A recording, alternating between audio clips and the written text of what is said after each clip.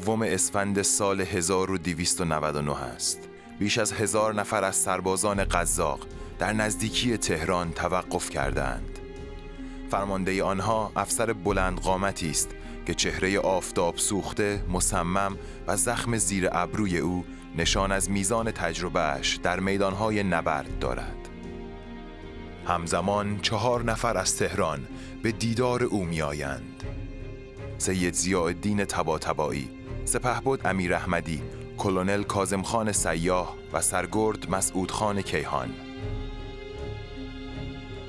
آخرین قرار و مدارها بسته می شود و آنها با سوگند به قرآن هم پیمان می شوند که به استقلال میهن و شاه وفادار باشند. و روز بعد برای تصرف تهران و کودتا ضد دولت وقت به نخست وزیری سپهدار رشتی حرکت کنند.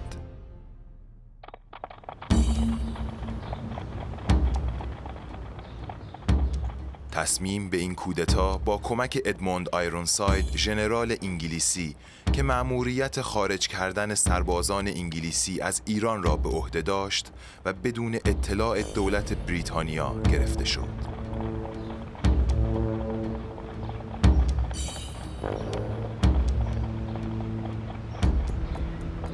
در اولین دقایق بامداد روز دوشنبه سوم اسفند نیروی قزاق وارد تهران شدند و طبق برنامه منظمی کلانتری‌ها، دژبانی‌ها و وزارتخانه‌ها را به تصرف خود درآوردند. عصر همان روز مردم تهران اعلانی به در و دیوار شهر دیدند که بالای آن نوشته شده بود: حکم می‌کنم. ماها فداکاران حقیقی کشور هستیم و برای پایان دادن به این اوضاع ناگوار کمر همت بسته و آماده ایم تا خائنین را به سزای خود برسانیم و پشتیبان حکومت نیرومندی در خور شؤون و عظمت کشور شاهنشاهی باشیم. پای این اعلان امضای رضاخان بود، فرماندهی ناشناس برای مردم و حتی بعضی رجال سیاسی.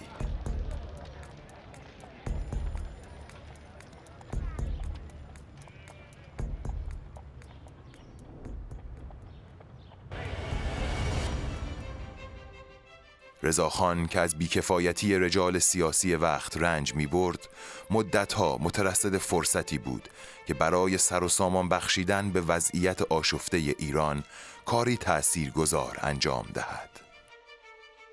او خدمت در قزاق خانه را از سالهای نوجوانی و از پادویی آغاز کرده بود. پله پله درجه های نظامی را با پشتکار نصیب خود کرده بود و حالا قوای قزاق به فرماندهیش تهران را به تصرف خود درآورده بودند.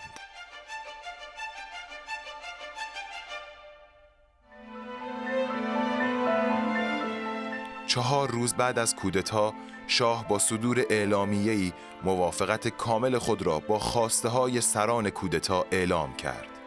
در همین اعلامیه نخست وزیری سید ضیاء پیشبینی و به رضاخان لقب سردار سپه اطلاق شده بود.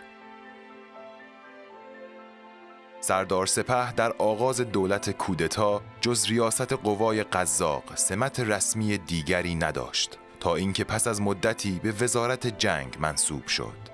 اما از همان ابتدا وقتی رضاخان متوجه تعدد ملاقات‌های سید ضیاء با سفیر انگلستان شد، راهش را از او جدا کرد.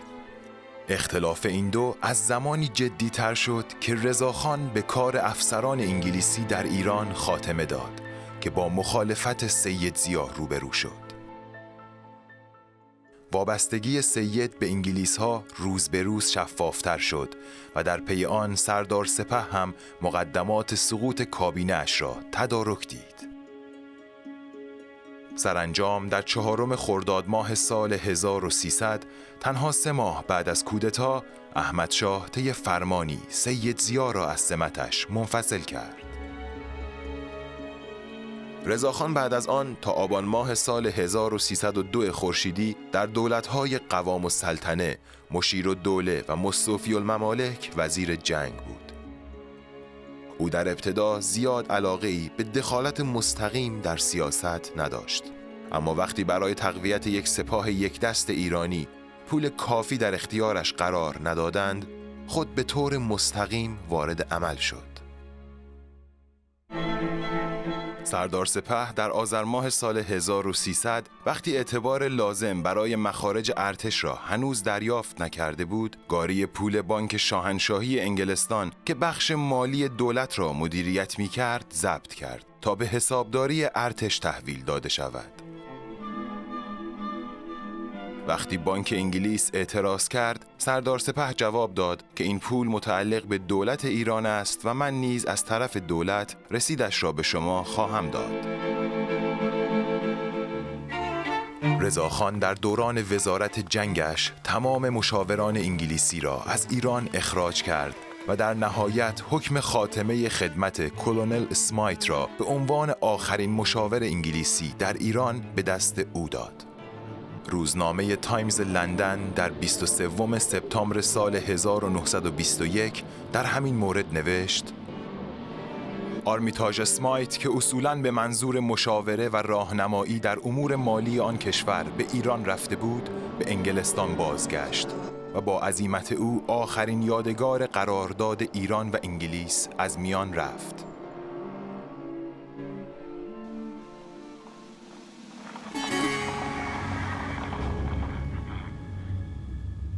در آستانه سده جدید خورشیدی و همزمان با کودتای رضاخان، ایران به نقطه اوج هرج و مرج و از هم پاشیدگی رسیده بود.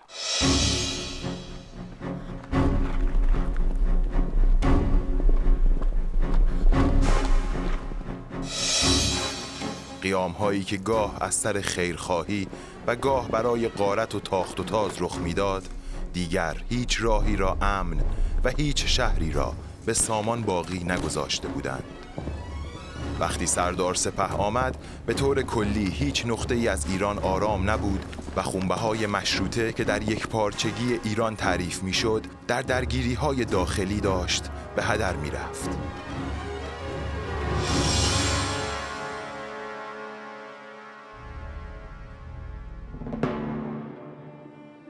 سردار سپه یک تنه با ارتشی از هم پاشیده بدون تعلیمات و اسلحه‌های پیشرفته به جنگ یاغیان می‌رفت و مهمتر از آن این مهم را با افسرانی ایرانی و با سرمایه ایرانی انجام می‌داد.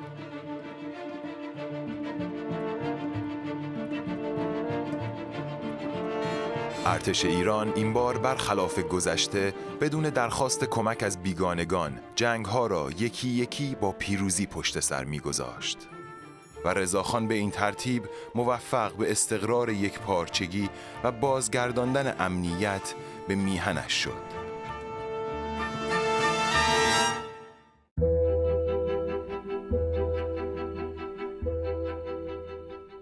امنیت و آرامشی که مردم برای از سرگیری زندگی طبیعی و روزمره‌شان به آن نیاز داشتند.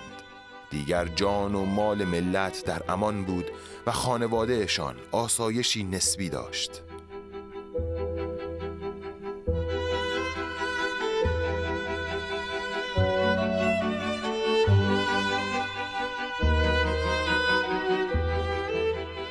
دیگر وزارت جنگ به الگویی برای سایر وزارتخانه‌ها تبدیل شده بود و سردار سپه به مدیری کارآمد و ناجی دولت.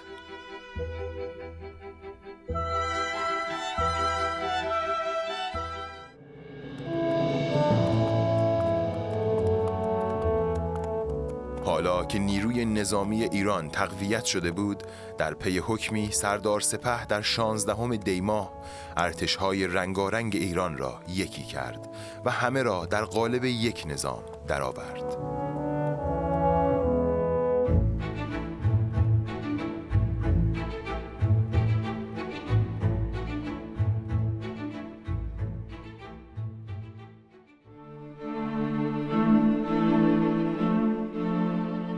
طی دوران وزارت جنگ سردار سپه، دولت فقط میان 3 نفر دست به دست میشد که هر کدام هم بیش از چند ماه دوام نمی آوردند. باقی رجال سیاسی یا در حلقه اعتماد احمدشاه حضور نداشتند و یا حاضر به همکاری نمی شدند. با وجود واهمه‌ای که احمدشاه از به قدرت رسیدن رضاخان داشت، اما چاره‌ای جز رئیس الوزرائی او نمی‌دید. احمدشاه خود رهسپار اروپا شد و رضاخان را به سمت نخست وزیری منصوب کرد.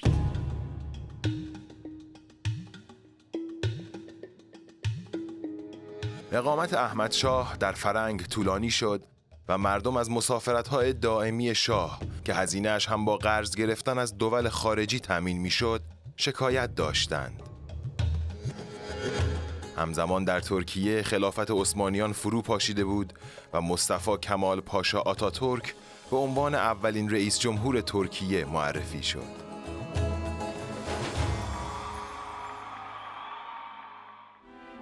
در بهمن ماه سال 1302 سر و صدای جمهوری خواهی در ایران هم برخاست.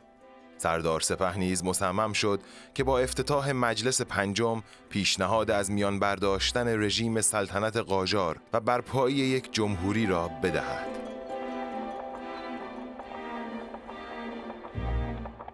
در میان وکلای مجلس، روحانیون و علمای طراز اول مخالف سرسخت جمهوری به شمار می آمدند و اشخاص تجددخواه دسته موافق. مردم بسیاری به رهبری مخالفان طرح در صحن مجلس جمع شدند و فریاد مرده‌باد زنده‌باد بلند بود. بالاخره زد و خورد شدیدی در گرفت، طوری که نظامیان و حتی شخص سردار سپه درگیر شدند. در آن میان در راهروهای مجلس بین سردار سپه و سید حسن مدرس نیز مشاجره سختی صورت گرفت. مدرس که گروه اقلیت را تشکیل داده بود، بنیان جمهوریت را برخلاف احکام شرعی می‌دانست. من با جمهوریت مخالفم، زیرا جمهوریت با طریقه حقه جعفری مناسب نیست، ولی با پادشاهی هر آدم لایق موافق هستم.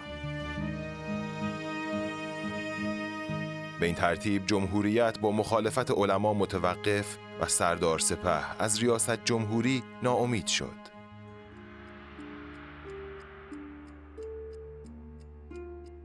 اعلام جمهوری خواهی در ایران روابط احمدشاه با سردار سپه را چنان به هم زد که شاه به توصیه گروه اقلیت مجلس به رهبری مدرس تصمیم به برکناری سردار سپه گرفت. رضاخان که زودتر متوجه مخابره این تلگراف‌های محرمانه شد، پیش دستی کرد و از نخست وزیری استعفا داد. با رسیدن این خبر به سراسر کشور، سیل تلگراف به مجلس سرازیر شد. همه به خوبی می‌دانستند که کسی به خوبی او نمی‌تواند وضعیت بحرانی ایران را مدیریت کند. هواداران رضاخان در مجلس گفتند اگر سردار سپه کنار برود، مثل روزی است که ناصرالدین شاه امیرکبیر را برکنار کرد. مجلس اما در ابتدا راضی نمی‌شد و به رجال دیگر برای نخست وزیری رأی اعتماد داد. اما آنها که وضع کشور را خرابتر از آن می‌دیدند که بتوانند کاری کنند، حاضر به پذیرش نخست وزیری نمی‌شدند. در پی آن مجلس دوباره به سردار سپه مشروط بر اینکه از شاه و مجلس اطاعت کند رأی اعتماد داد. سردار سپه که همواره در جریان جزئیات توطئه‌های احمدشاه و ولیعهد علیه خود قرار می گرفت، در صدد پیدا کردن راه چاره‌ای برآمد.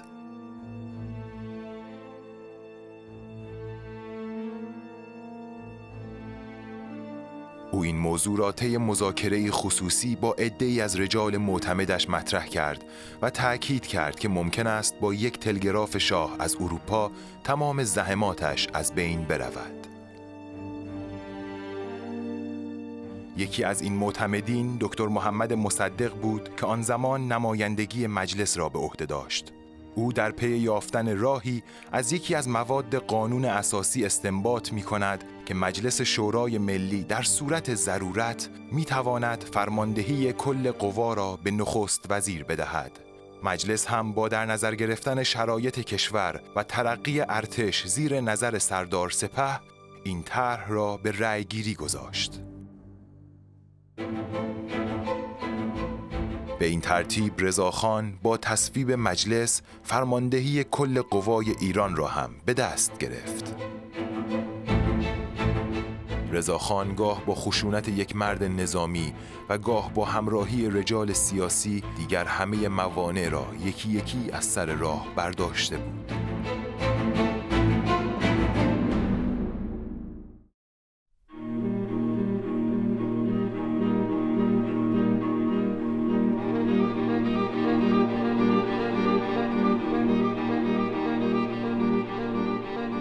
از مهر سال 1304 تقاضا برای عزل دودمان قاجار از سوی مردم و همچنین دولت مردان و مجلسی ها زیاد شد.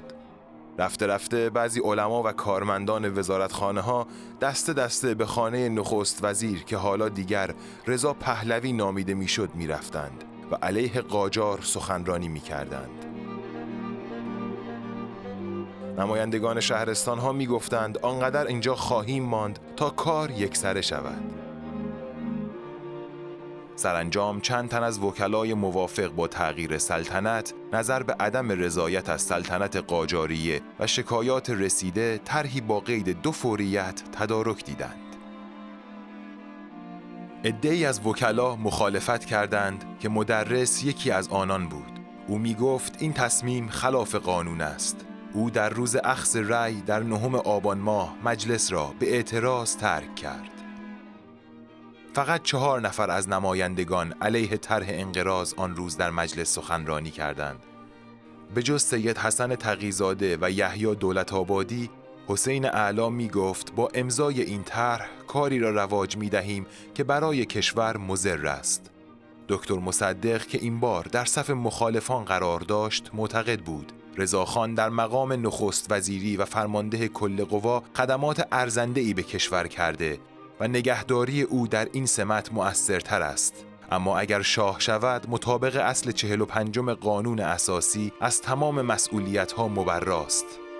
بنابراین کشور نخست وزیری مؤثر و کاردان را از دست خواهد داد. در نهایت این طرح با حضور 80 نماینده به تصویب مجلس شورای ملی رسید. این گونه دودمان قاجار پس از 130 سال فرمانروایی بر ایران منحل شد.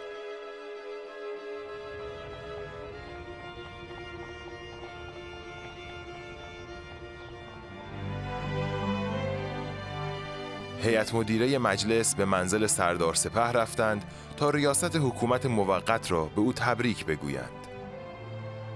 روز یکشنبه 15 آذر ماه سال 1304 خورشیدی اولین مجلس مؤسسان مشروطیت ایران در تهران برگزار شد تا سلطنت را به خاندان پهلوی واگذار کند.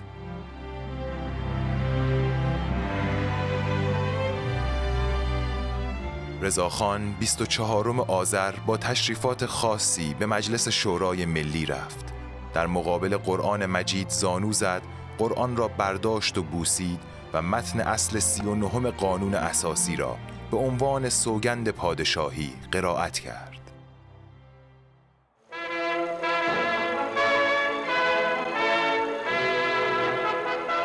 روز 25 آذر برای جلوس بر تخت مرمر و اجرای مراسم اولین سلام که در واقع روز آغاز پادشاهی رضا شاه بود انتخاب شد. رضا شاه موقع اجرای موزیک حماسی سلام عام در همان هیئت آشنای خود مقابل همگان ظاهر شد. همان لباس نظامی و چکمه‌هایش که حکایت از راه طاقت فرسایی داشت که در مسیر رسیدن به قدرت پیموده بود.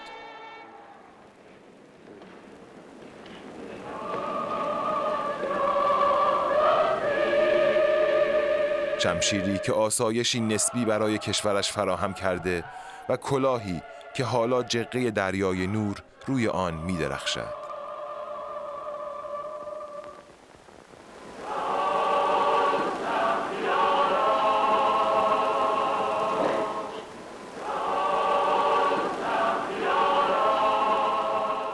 او که از سربازی لخت اور تا تخت پادشاهی یکی یکی مانه ها را از سر راه برداشته بود، حالا در آستانه 50 سالگی است.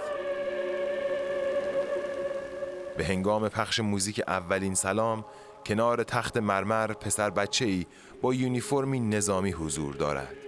آن پسر بچه محمد رضا ولیعهد تازه ایران فرزند خود اوست.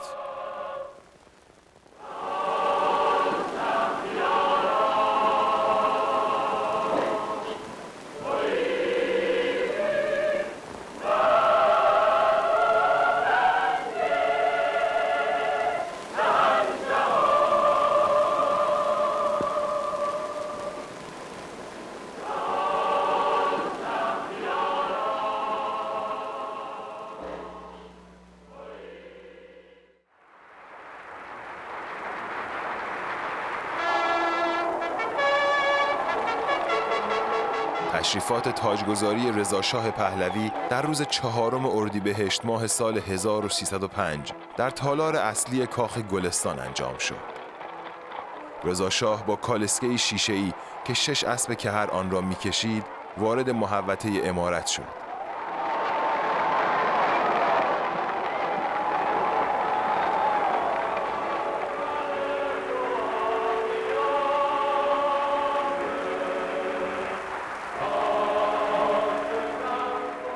امیران ارتش و وزیران هر یک قطعه‌ای از مجموعه جواهرات سلطنتی که نماد فرمانروایی بود را با خود حمل می‌کردند.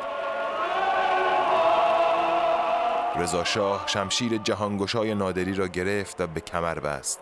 سپس تاج پهلوی را برداشت و بر سر خود نهاد.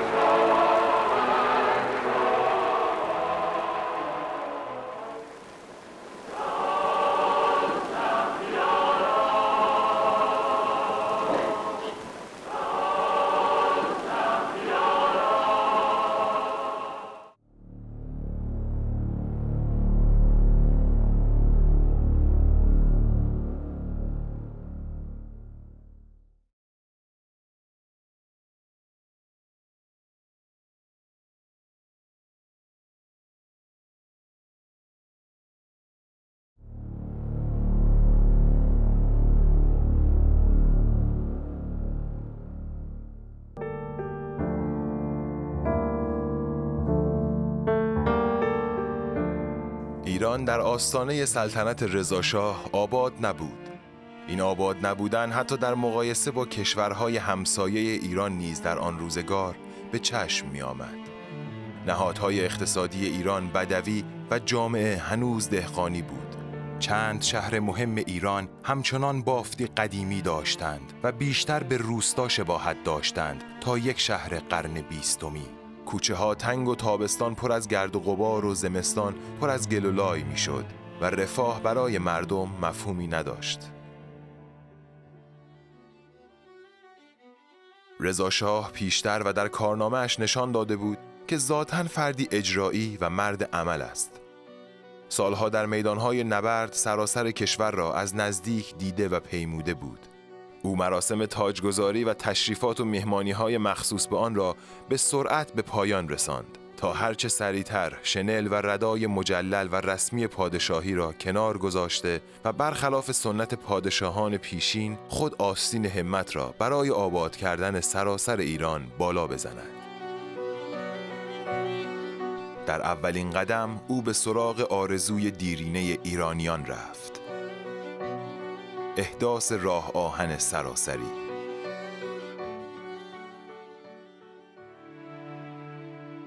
اما اولین مشکل کشیدن خط آهن نبود پول کافی برای این کار بود. سیاست رضاشاه این بود که هرگز از هیچ کدام از دولت‌های خارجی وام نگیرد. از زمان قاجار نقشه خط آهنی که از شرق به غرب گذرگاهی از عراق به هند ایجاد کند مطرح بود و انگلیسی‌ها آن را به شدت می‌پسندیدند. اما نظر رضاشاه درست برعکس خواسته بریتانیا بود. خط آهن ایران طرحی صرفاً برای حمل و نقل نبود، به نوعی ابراز استقلال ایران بود. رضاشاه برای تأمین هزینه احداث راه آهن مالیاتی غیر مستقیم بر روی اقلام مصرفی وارداتی چون چای و قند و شکر گذاشت. ملاحظات سیاسی و نظامی بیش از هر چیز دیگر ذهن رضاشاه را درگیر خود کرده بود. بعد از بررسی‌های زیاد مهندسان مشاور آمریکایی، سرانجام خط آهن ایران از شمال شرقی به جنوب غربی و از دریای خزر به خلیج فارس در نظر گرفته شد. این مسیر راه آهن به ایران امکان انتقال سریع نیرو به شمال و جنوب در صورت تهدید نظامی شوروی و یا انگلستان را میداد. همچنین برای دوری از هر گونه خطری راه آهن از هیچ شهر مهم و بزرگی جز تهران عبور نمی کرد. در نهایت در سال 1306 اولین کلنگ خط آهن زده شد.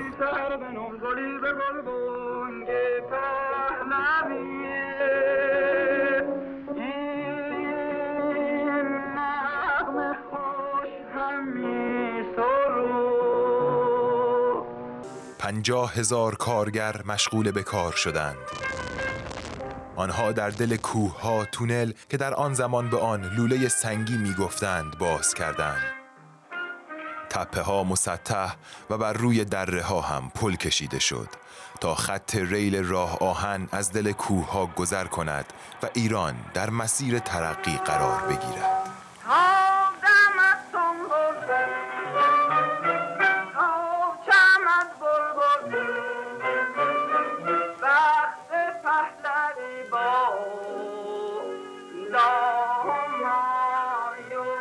رضاخان خود شخصاً از مراحل مختلف احداث راه آهن بازدید می کرد و در جریان پیشرفت کار قرار می گرفت.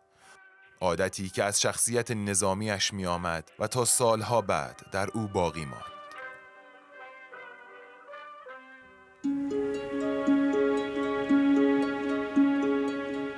ساخت راه آهن سالها زمان می برد و عدم وجود راه‌های ارتباطی میان شهرها باید هرچه سریعتر رفع می‌شد. از یک سو امنیت و از سوی دیگر پیشرفت اقتصادی در گرو ارتباط آسان شهرها با یکدیگر بود. در سرتاسر وسعت پهناور ایران تنها چند صد کیلومتر جاده شوسه وجود داشت و طی کردن مسیرها هرچند کوتاه روزها و گاه ماه‌ها طول می‌کشید. ترکیه و مصر در همین زمان بیش از 4500 کیلومتر خط آهن داشتند. در نتیجه همزمان با احداث خط آهن، راهسازی هم در دستور کار قرار گرفت.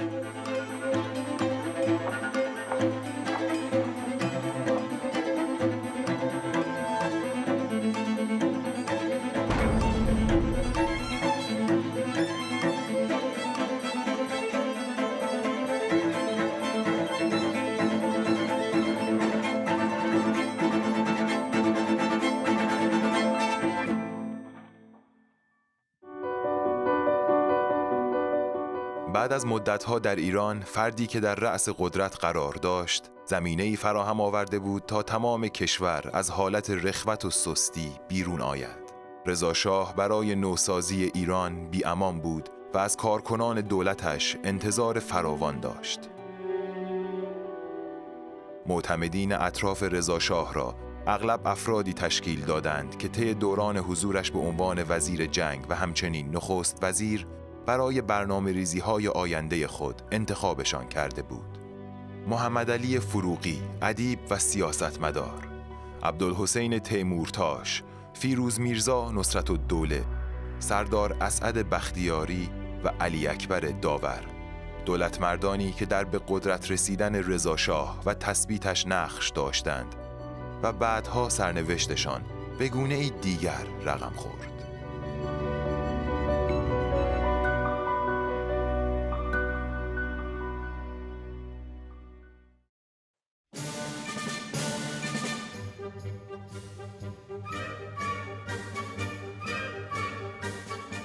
رضاشاه که خود نظامی بود و ایران را نیازمند ارتشی قوی می‌دید، توجه زیادی به آن نشان داد.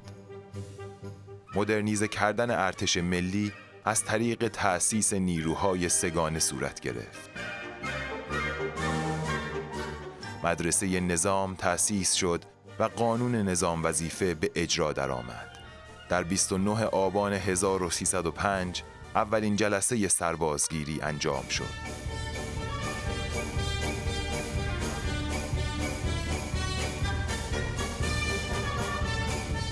با خرید 13 فروند هواپیمای یونکرس آلمانی نیروی هوایی ایران توسعه یافت و این گونه ایران به سرعت صاحب ارتشی نوین و قدرتمند شد.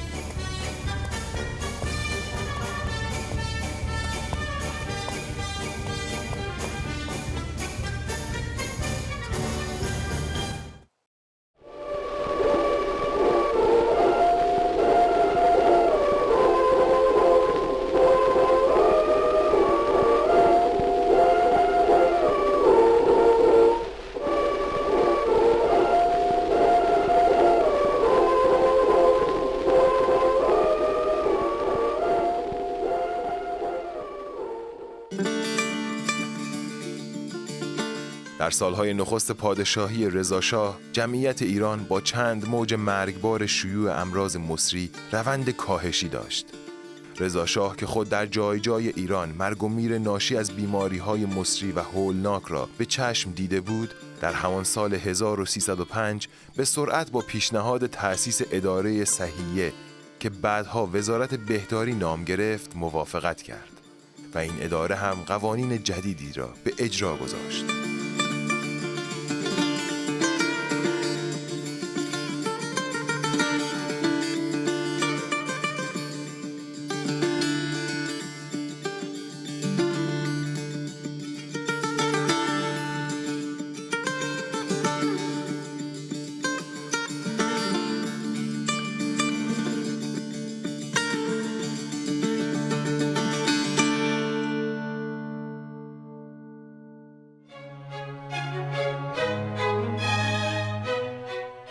تجددخواهی و تمایل به مدرنیزاسیون در ابتدای قرن تازه سرزمین‌ها و کشورهای مشرق زمین را نیز تحت تأثیر قرار داده بود و این فقط شامل مدرنیزه شدن سیمای شهرها نمی‌شد. سر و شکل ظاهری بومیان و البسه آنها نیز با گذر زمان مدام تغییر می‌کرد. کشورهای خاورمیانه به خصوص ترکیه و ایران در این میان به عنوان دروازه غرب به شرق با شتاب بیشتری رنگ این تغییرات را به خود می‌دیدند و مردم مقیم این سرزمین‌ها باید هرچه سریعتر در گذر از سنت‌ها خودشان را با شرایط تازه تطبیق می‌دادند. در پاییز 1307 قانون وحدت لباس به تصویب رسید که شامل کت و شلوار و کلاه پهلوی بود. اما روحانیون و مراجع تقلید و طلاب از این قانون مستثنا شدند. با افتتاح کارخانه‌های نساجی، تشویق مردم به استفاده از لباس‌هایی که در ایران دوخته می‌شد آغاز شد. در ابتدای متحدالشکل کردن لباس، مقاومت در برابر استفاده از لباس ساخت ایران زیاد بود که نخست وزیر وقت با صدور دستوری به ادارات آنها را امر به پوشیدن لباس وطنی کرد. اگرچه امتعی خارجه از حیث قماش و ارزانی قیمت طرف نسبت با متاع داخلی نیست، ولی ناگزیر باید حس وطن پرستی و مملکت خواهی مستخدمین و مردم مقاومت کند که امتعی وطنی را به هر صورتی که هستند ترجیح دهند و باید وزارتخانه ها اجزا را به این امر تشویق و ترغیب نمایند که لااقل لباس کار را وطنی قرار دهند تا تمام کارخانجات داخلی به واسطه زیاد شدن مشتری وسعت پیدا کند.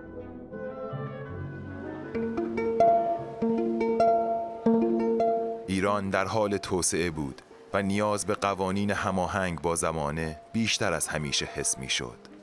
تا پیش از آن مسائل مربوط به احوال شخصیه افراد، از ازدواج گرفته تا معاملات و حل اختلافات برآمده از آنها، از طریق روحانیون و ریش سفیدان محل حل و فصل می‌شد. اما کشور دیگر نمی‌توانست به نهادهای سنتی اکتفا کند و در نهایت به کوشش علی اکبر داور قانون مدنی برای سر و سامان بخشیدن به این مسائل به مجلس پیشنهاد و در سال 1307 به تصویب رسید. با ایجاد قوانین مدنی، اصلاحات قضایی و تأسیس کانون وکلا، رجوع روزانه مردم به روحانیت و شیوه‌های سنتی رسیدگی به شکایات و حل و فصل اختلافات کاهش یافت و شکل تازه‌ای از روابط اجتماعی میان مردم ایران تعریف شد. نفوذ روحانیون به تدریج کاهش پیدا کرد و عرصه فعالیت آنها تنها به امور دینی محدود شد. سالها به سرعت می‌گذشت و ایران داشت کم کم قانونمند می‌شد. دیگر مسئولیت اداره تلگرافخانه‌ها، بنادر، بانک‌ها و ادارات به عهده کارمندان دولت بود که آنها هم از میان خود مردم انتخاب می‌شدند.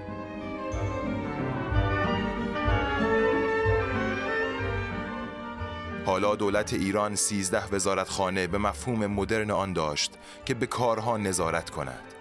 رفته رفته مردم با مفهوم بوروکراسی و سازوکار رسیدگی دولت به درخواست‌هایشان آشنا می‌شدند.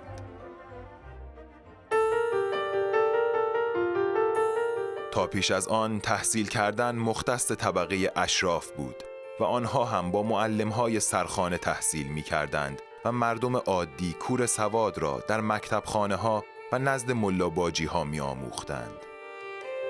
با اصلاح و پیشبرد نظام آموزشی، مکتبخانه‌ها دیگر از رونق افتاد و جای خود را به مدارس تازه تأسیس و نظام آموزشی مدونی داد.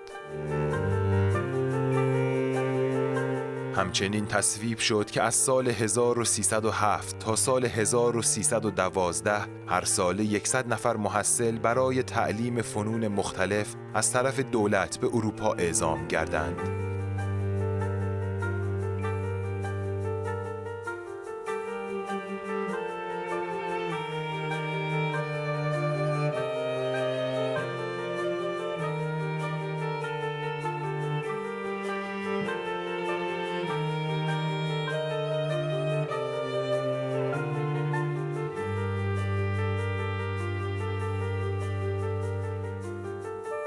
برای هر 100 نفر در سال 100,000 تومان اعتبار تخصیص داده شد و مقرر شد که نصف مدتی که از دولت مخارج تحصیل گرفته‌اند باید در ادارات دولتی خدمت نمایند.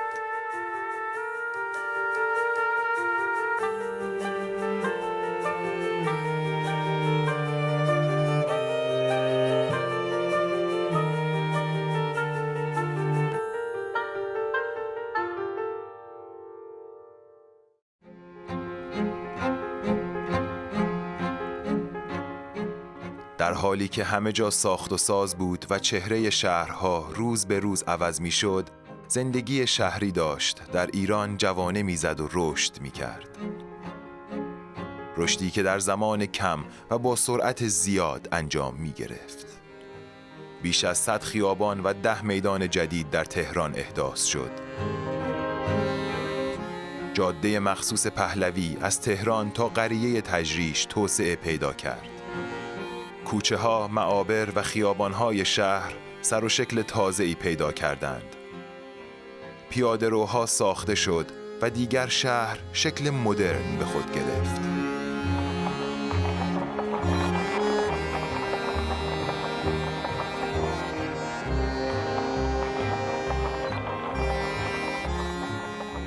در خیابان‌های تهران تیرهای چوبی برق کار گذاشته شد و قرار شد چراغ‌های سطح شهر ساعات بیشتری از شب روشن بمانند. نیاز مردم به حمل و نقل درون شهری باعث شد در تهران و شمیران 21 اتوبوس شروع به کار کنند.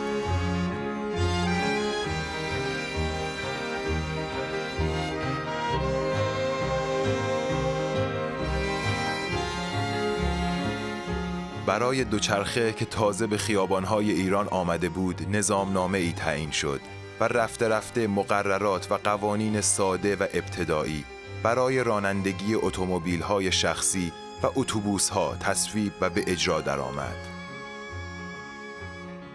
تفریح مردم در اوقات فراغتشان تغییر کرد و دیگر در کافه‌ها و رستوران‌ها وقت می‌گذراندند. دستگاه گرامافون به کشور وارد شد. صدای قمرالملوک وزیری روی صفحه گرامافون ضبط شد که آن زمان به آن حبس کردن صدا می گفتند.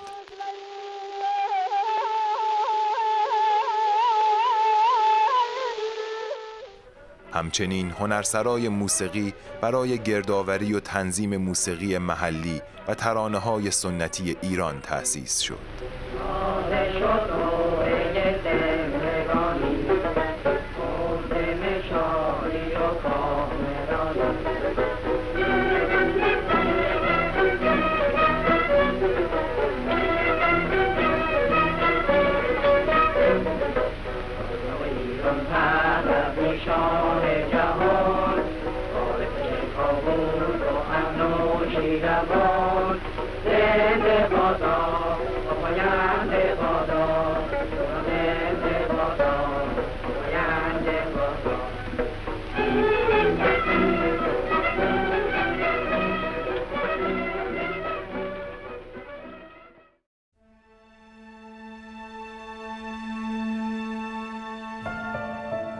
رضا شاه با سپری کردن 5 سال نخست سلطنتش سن 50 را رد کرده بود. او مردی مقید و پایبند اخلاق بود. زندگی خانوادگی برایش بیشتر اهمیت داشت. وعده‌های غذایی‌اش را تقریباً همیشه در کنار بچه‌هایش می‌خورد. او دلواپس تمام دودمانی بود که بنا نهاده بود و مضطرب پسر ارشدش محمد رضا که آن موقع سن و سال چندانی نداشت و باید سالها آموزش میدید تا فرمانروایی کار کشته شود.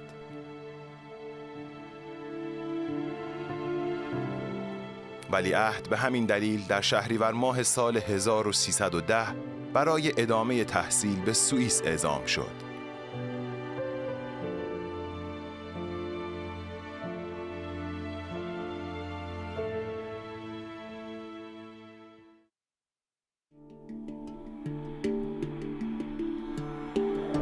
از سال 1307 تا 1311 بر سر سهم ایران از منابع نفتی مذاکراتی میان ایران و شرکت نفت ایران و انگلیس در جریان بود. مطابق قراردادی معروف امتیازنامه دارسی که در زمان مظفرالدین شاه بسته شده بود، امتیاز کشف، استخراج و بهره برداری از نفت جنوب ایران به مدت 60 سال به ویلیام دارسی سرمایه‌گذار انگلیسی واگذار شده بود و در مقابل آن ایران 16% از سود خالص فروش نفت را دریافت می‌کرد.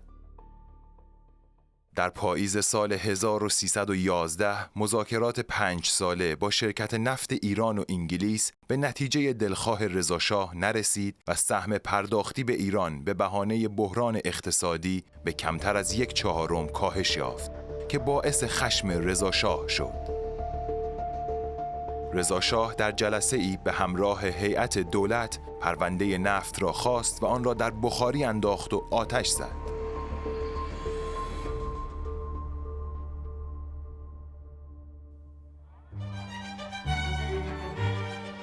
با خبر لغو قرارداد مردم کارناوال‌های شادی راه انداختند و روزنامه اطلاعات هم با تیتری درشت در ستایش از این اقدام رضا شاه به همراهی با شادی مردم پرداخت. رضا شاه دستور داد تمام سینماها به مناسبت این جشن ملی برای عموم رایگان باشند. از سوی دیگر واکنش دولت بریتانیا به لغو یک طرفه قرارداد غیر منتظره بود. آنها ایران را تهدید و اعلام کردند برای حل این مسئله همه گزینه‌ها را در نظر خواهند گرفت.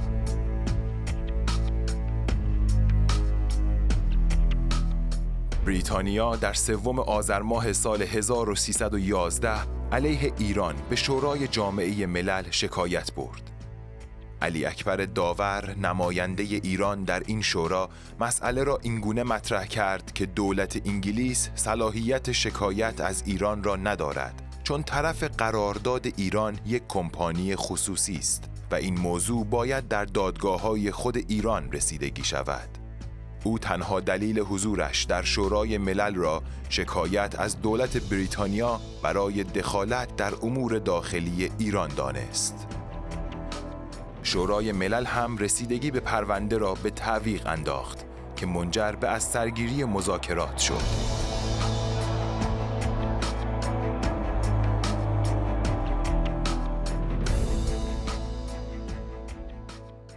سرانجام مذاکرات ایران و کمپانی نفت ایران و انگلیس به امضای توافقنامه 1933 منتهی شد.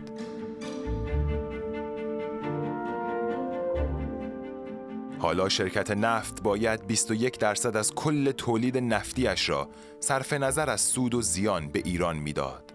شرکت نفت موظف شد که بدهکاری‌های عقب افتاده ایران را بپردازد و همچنین مساحت زمین‌های زیر نظرش 80% کاهش پیدا کرد. تا پیش از آن تنها پست‌های پیش پا افتاده به ایرانیان داده می‌شد، اما در قرارداد جدید هر ساله باید مهندسان و تکنسین‌های ایرانی نیز آموزش می‌دیدند و در کارها شریک می‌شدند. در پی آن دانشکده نفت آبادان تأسیس شد تا نسل تازه ایرانی برای اداره صنعت نفت پرورش یابند. کمپانی نفت هم در برابر این شرایط تازه که به نفع ایران بازنویسی شده بود، خواستار تمدید قرارداد شد که با توافق دو طرف به مدت 32 سال دیگر تمدید شد.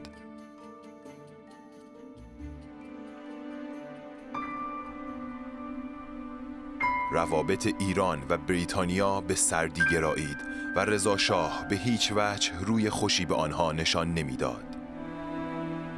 در پی آن انگلیس در جستجوی منطقه‌ای جایگزین بی سر و صدا پایگاه‌های نیروی دریایی خود را از بوشهر به بحرین منتقل ساخت و سرآخر مسیر پرواز هواپیماهایش را از آسمان ایران به حاشیه جنوب خلیج فارس تغییر داد.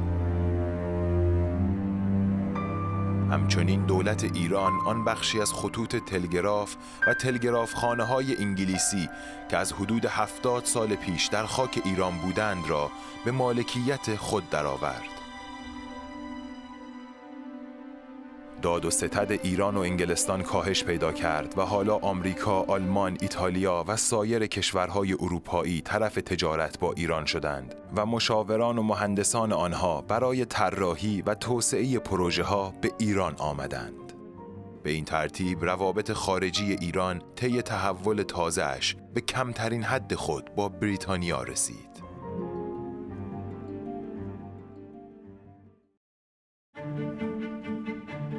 رضا شاه آرزوی دیرین خود و ایرانیان که ایجاد دولتی مقتدر و مستقل از حضور بیگانگان بود را محقق ساخته بود.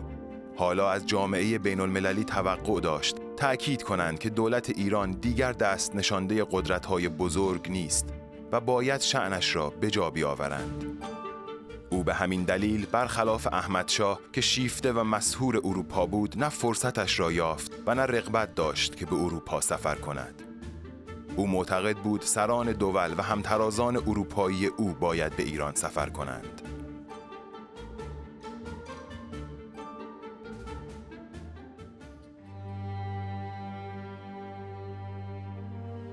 مذاکرات طولانی و فرسایشی بر سر مسئله نفت باعث شد رضا شاه در هوشیاری و کارآمدی اطرافیانش تردید حاصل کند و به این نتیجه برسد که دیگر باید همه امور دولت را زیر نظر مستقیم خود بگیرد.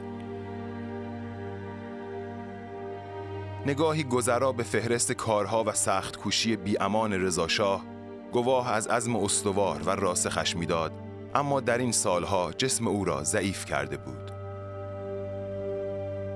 سالهای سربازی در شرایط سخت و نبرد در مناطق مالاریاخیز توان او را به شدت کاهش داده بود، طوری که از مردی 50 و چند ساله خیلی پیرتر نشان می‌داد. وضع بد جسمانی از یک سو و مذاکرات، مصالحه‌های متعدد و سازش با نمایندگان مختلف به اقتضای زمانه رفته رفته او را به نظام پارلمانی بی‌اعتماد کرده بود.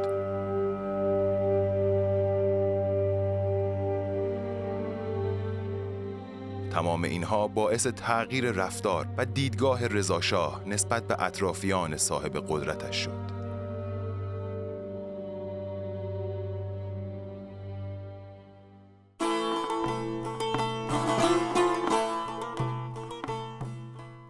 تنها سفر رضا شاه به خارج از کشور در خرداد ماه سال 1313 به ترکیه صورت گرفت. Doğu komşularımızdan İran Şahı Rıza Pehlevi 16 Haziran 1934'te Ankara'ya geldi. Atatürk, İran Şahı'nı kardeşçe karşıladı ve iki dost devlet reisinin görüşmeleri çok samimi bir hava içinde geçti. رضا شاه در میان همسایگان نزدیک ایران بهترین رابطه را با ترکیه داشت و حالا برای اینکه روابطش با آتاتورک را استحکام ببخشد راهی آنجا شده بود.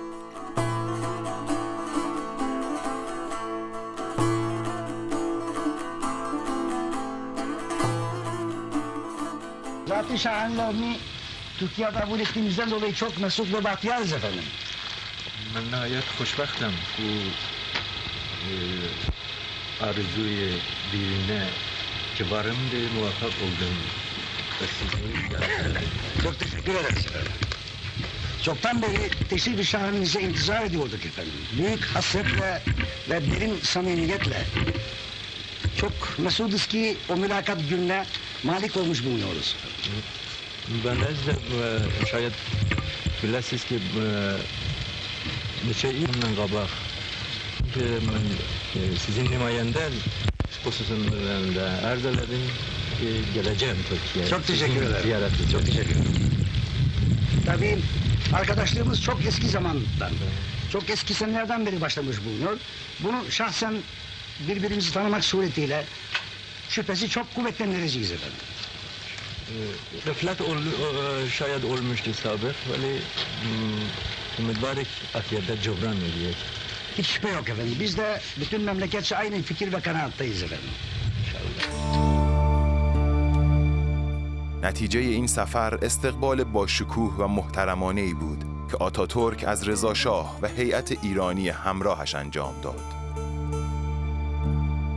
تور بازدید گسترده‌ای از مجموعه دستاوردهای صنعتی، نظامی و رفاهی توسط آتاتورک برای رضا شاه تدارک دیده شده بود و به این ترتیب کارخانجات، تأسیسات، دانشگاه‌ها و دستاوردهای نظامی ترک‌ها را رضا شاه از نزدیک دید.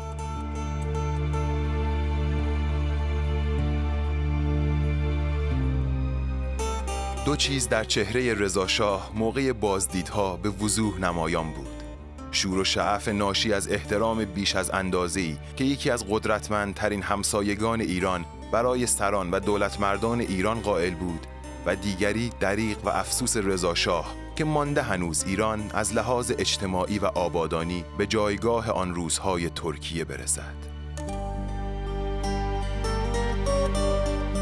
رضا شاه در سفر کوتاهش به ترکیه متوجه این نکته شده بود که مردم ترکیه به خوبی از پس تقابل سنت‌ها و مظاهر و مؤلفه‌های مدرن برآمدند.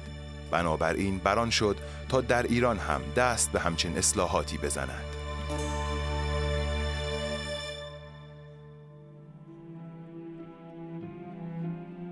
اولین قدم در این زمینه تربیت دانشجو به شیوه علمی در داخل ایران و با فرهنگ بروز شده ایرانی بود.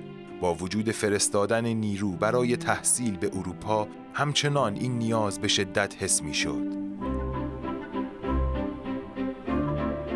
علی اصغر حکمت پیشنهاد تأسیس اونیورسیته یا همان دانشگاه را داد که بلافاصله پذیرفته شد. ساخت عمارت دانشگاه تهران از اردیبهشت ماه سال 1313 در باغ جلالیه آغاز شد و سرانجام با 6 دانشکده، تشکیلات و سازمان دانشگاه پدید آمد. به این ترتیب دانشگاه تهران به عنوان نخستین پایگاه سازمان یافته و منظم علمی ایران آغاز به کار کرد. قدم بعدی در جهت هماهنگ کردن ظاهر جامعه ایران با سایر نقاط جهان انجام اصلاحات در میان مردم عادی بود.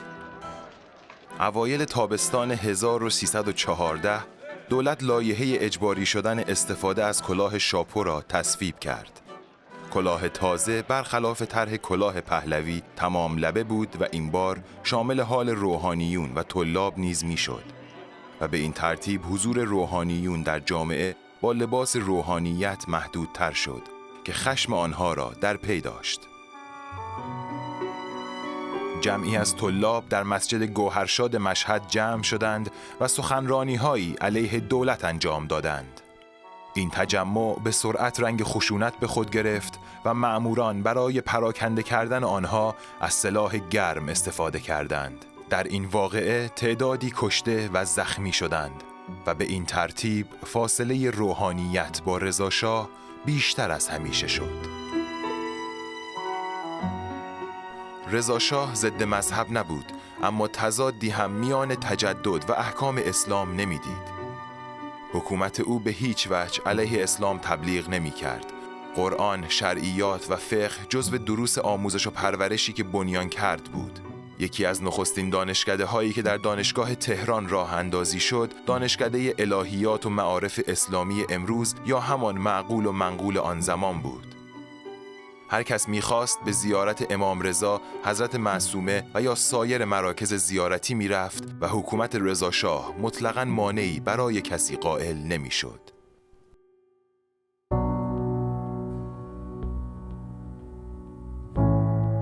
توسعه و رشد پرسرعت ایران در دوران رضاشاه یک جریان اجتماعی همه جانبه، منسجم و یکپارچه بود که تمام زمینه‌ها را در بر می‌گرفت. اما توسعه و رشد بدون آزادی و در نظر گرفتن حقوق زنان بی‌معنا می‌شد. تا سال 1307 زنان تنها در ساعات معینی از روز می‌توانستند با چادر از خانه بیرون بیایند. تا آن سال زنان حتی اجازه رفتن به اماکن عمومی مانند رستوران‌ها را نداشتند. رضاشاه اما رسیدگی به حقوق زنان را در رأس وظایف دولتش قرار داد. با تصویب قانون ازدواج حداقل سن آن 16 سال تعیین شد که تحولی بزرگ در زندگی دختران ایرانی بود و فرصت تحصیل و تجربه در اختیارشان می‌گذاشت. در مجلات و روزنامه‌ها صفحه‌های ویژه زنان منتشر می‌شد و آنها رفته رفته به حقوق خود و وضعیت زنان در دیگر کشورهای دنیا آگاه می‌شدند. رضاشاه مسئله کشف حجاب را در آذر ماه سال 1314 به نخست وزیر وقت محمود جم این چنین ابلاغ کرد: نزدیک 2 سال است که این موضوع سخت فکر مرا به خود مشغول داشته، خصوصاً از وقتی که به ترکیه رفتم و زنهای آنها را دیدم که پیچه و حجاب را دور انداخته و دوش به دوش مردایشان در کارهای مملکت به آنها کمک می‌کنند.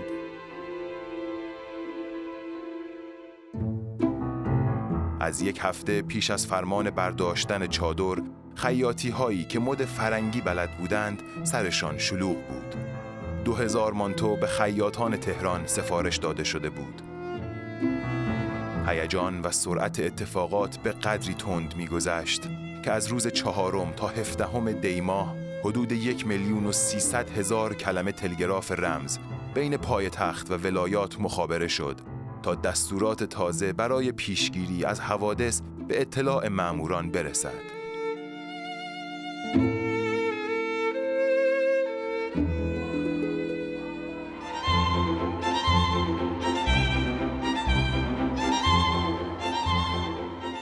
دی ماه روز افتتاح ساختمان جدید دانشسرای مقدماتی، رضاشاه در جشن حضور یافت. ملکه و شاه دختها هم بدون چادر او را همراهی می کردند. رضاشاه از تمام وزرایش خواسته بود که با همسرانشان بدون حجاب در مراسم حاضر باشند. چهره زنان در این مراسم افتتاحیه جالب و تماشایی بود. پیراهن‌های بلند و تا قوزک پا، آرایش‌ها و کلاه‌هایی که مثل مبتدی‌ها سرشان گذاشته بودند، ناشیانه جلوه می‌کرد. برای اولین بار بود که وزرا چهره همسران یکدیگر را می‌دیدند و چون نمی‌شناختند به هم معرفی می‌شدند. رضاشاه که نشانه‌های رضایت در چهره‌اش دیده می‌شد، رو به زنانی که برای اولین بار طی قرن‌ها تاریخ ایران اینگونه آزاد بیرون از خانه ظاهر شده بودند گفت: تاکنون زنان این کشور به واسطه خارج بودن از اجتماع نتوانستند استعداد و لیاقت ذاتی خود را بروز دهند، ولی حالا با تحولی که در زندگی آنها پدیدار شده می روند تا علاوه بر امتیاز برجسته مادری از مزایای دیگر اجتماع هم بهره‌مند گردند. حالا که وارد اجتماع شده اید و قدم برای سعادت خود و وطن خود جلو گذارده اید، بدانید وظیفه شماست که برای بزرگی و اعتلاء نام وطن خیش کار کنید. سعادت آینده مملکت دست شماست. شما تربیت کننده نسل آینده خواهید بود و شمایید که می توانید آموزگاران خوبی باشید و افراد خوبی را به جامعه ایرانی تحویل دهید.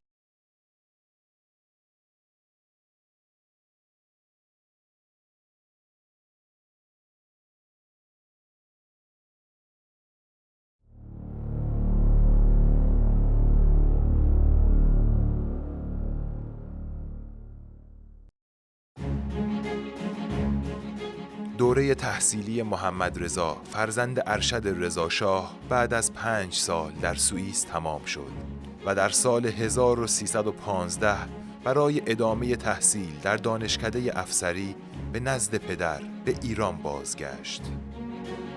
رضا شاه به خاطر عادات و حساسیت‌های شخصی نمی‌توانست بازدید نزدیک و گاهی چند باره از طرح‌ها و پروژه‌های در دست احداث را فقط به کارکنان و اطرافیانش بسپارد.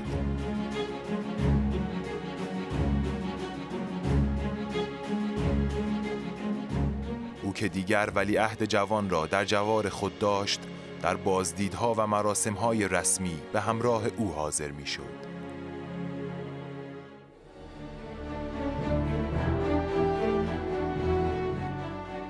رضا شاه همواره یک سرباز بود. در بخش نظامی گسترش و تجهیز قوای نظامی همچنان ادامه داشت. نیروهای سگانه ارتش دیگر سازمان یافته بود و ارتش ایران 127,000 سرباز داشت.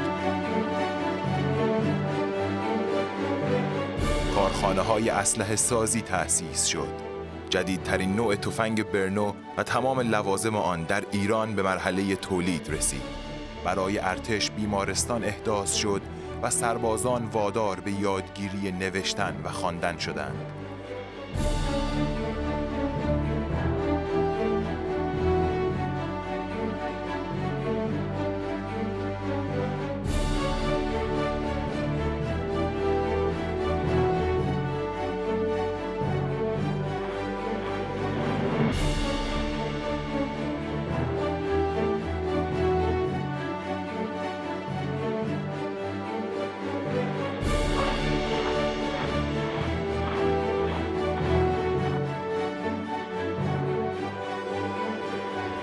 افسران نیروی دریایی در ایتالیا آموزش دیدند و ایران چند ناو جنگی از ایتالیا خریداری کرد.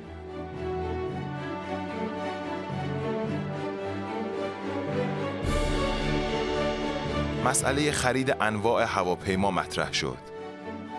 تجهیز ناوگان نوبنیاد هوایی طی یک دوره بسیار کوتاه صورت گرفت، طوری که به یک باره 120 فروند هواپیما به تعداد اندک هواپیماهای پیشین افزوده شد و کارخانه هواپیماسازی شهباز آغاز به کار کرد.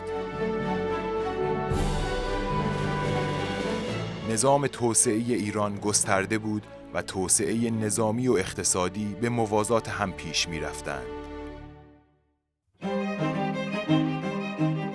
پایان 5 ساله دوم سلطنت رضاشاه با به ثمر نشستن و افتتاح بسیاری از طرح‌ها و پروژه‌های صنعتی و عمرانی در سراسر ایران همراه بود. طرح‌ها و پروژه‌های عظیمی که هر کدامشان در شکلگیری ساختار اجتماعی و اقتصادی ایران گامی نخست اما مؤثر به حساب می‌آمد. تعداد کارخانه‌های صنعتی بدون احتساب تأسیسات صنعت نفت 17 برابر شد. در سال 1304 کمتر از 20 کارخانه مدرن صنعتی در کشور وجود داشت که در نتیجه طی 1 دهه شمار کارگران و مزدبگیران 50 برابر شد.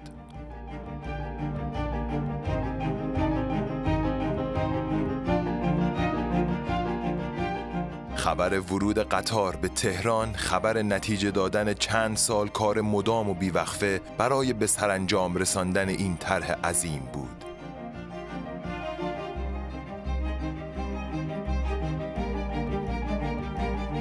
پل‌ها و تونل‌های زیادی در مسیر راه‌های تازه و در جهت تکمیل و گسترش خط آهن ساخته و افتتاح شد که معروف‌ترینشان پل ورسک و پل بزرگ روی رودخانه کارون بود.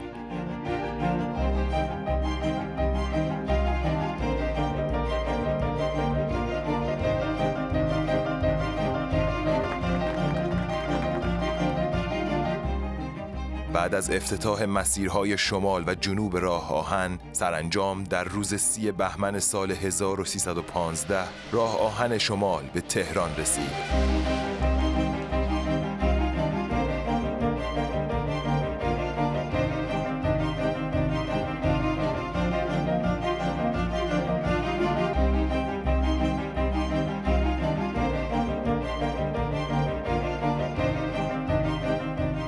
مجید آهی وزیر طرق و شوارع آخرین پیچ و مهره را در اختیار رضاشاه گذاشت تا با محکم نمودن آن راه آهن سراسری اتصال یابد.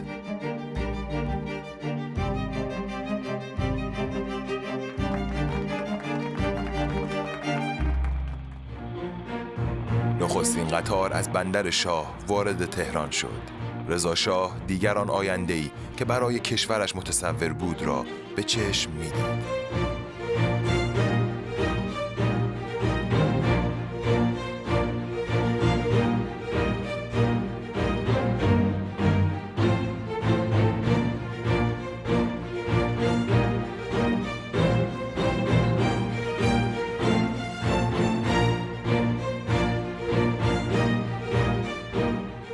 پروژه راه آهن ایران با هزینه معادل 160 میلیون دلار در شهریور ماه سال 1317 کامل شد.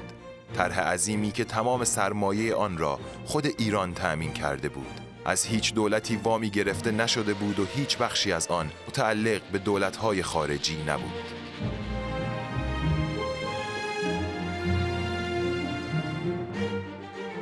دیگر اصلاحات رضاشاه و دولت مردانش نتیجه داده بود و خود او در اوج قدرت قرار داشت.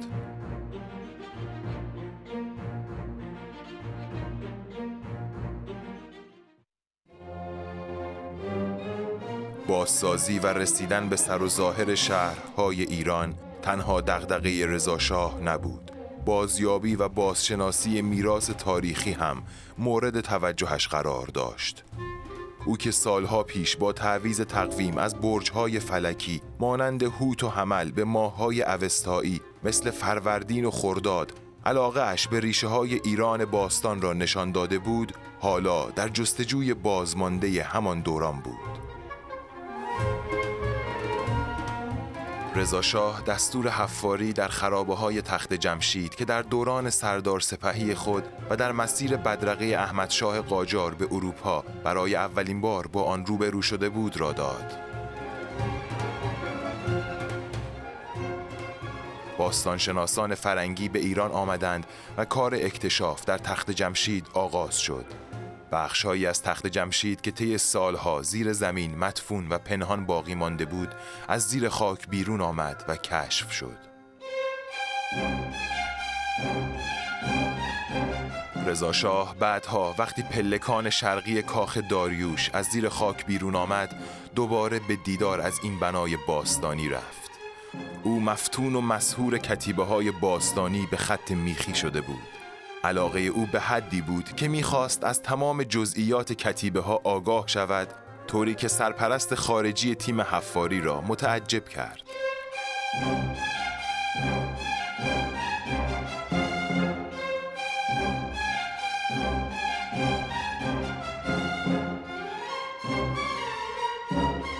کشف و احیای آثار باستانی تخت جمشید در معماری تهران هم اثر گذاشت. ساختمان‌ها و سازه‌های جدید تهران نه از روی شهرهای بزرگ اروپایی که از روی تخت جمشید الگو برداری شد.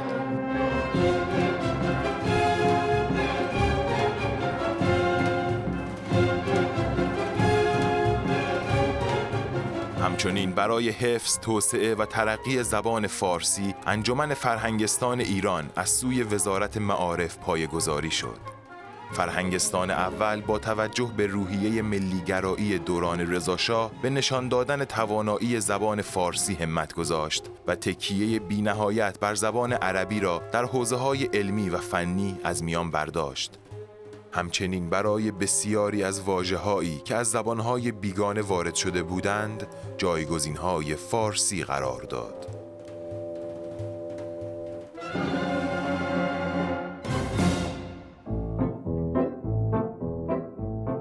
در حوزه ادبیات بعد از سالها فراموشی شاعران کلاسیک ایرانی دوباره جنب و جوشی جریان پیدا کرد. جشن هزاره فردوسی برگزار شد و 40 ایرانشناس معتبر از 17 کشور جهان به ایران سفر کردند. برای فردوسی آرامگاهی شایسته و با شکوه با طرحی الهام گرفته از مقبره کوروش ساخته شد.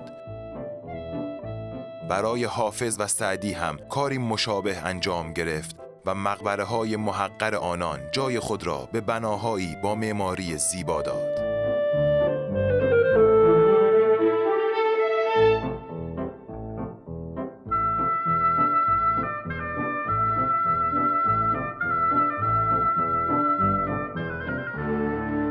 تا پیش از آن هویت هر فرد در ایل خود و یا عقبه‌اش تعریف می‌شد و حتی نظام‌های پادشاهی ایران قومی و قبیله‌ای بودند. مفهوم وطن که تا پیش از این فقط برای آزادی خواهان و سربازان در میدان‌های نبرد با بیگانگان تعریف شده بود، حالا با استقلال سیاسی و اقتصادی دولت مرکزی در میان باقی مردم نیز رایج شد. تلاش برای زنده کردن نام ایران نه تنها در داخل کشور که در عرصه بین المللی هم مورد توجه قرار گرفت. تا اوایل قرن 20 جهان ایران را با عنوانهایی چون پارس و یا پرشیا می شناخت و به آن ایران گفته نمی شد. نام ایران تا آن زمان فقط اصطلاحی جغرافیایی بود که روی نقشه ها فلات ایران با آن مشخص می شد. به پیشنهاد افراد فرهنگی اطراف رضاشاه، دولت ایران به تمام دولت‌های بیگانه اخطار کرد که از این پس در زبان‌های اروپایی نام مملکت را باید ایران بنویسند.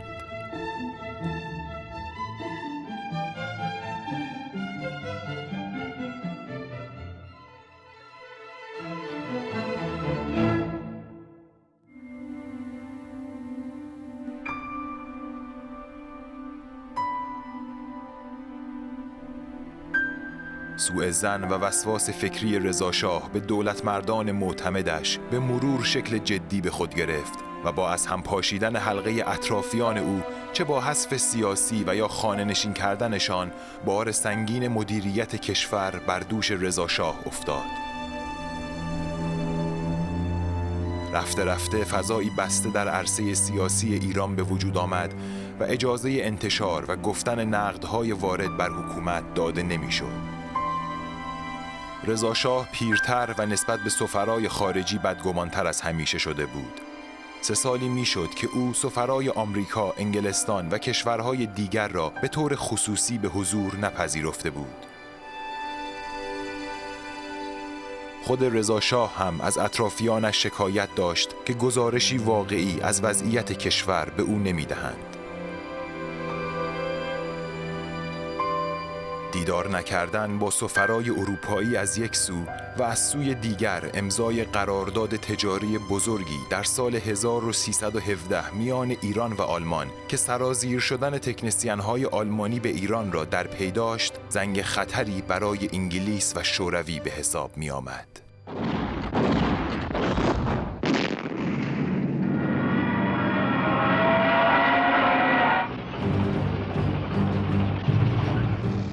با آغاز جنگ جهانی دوم اوضاع وخیم‌تر هم شد.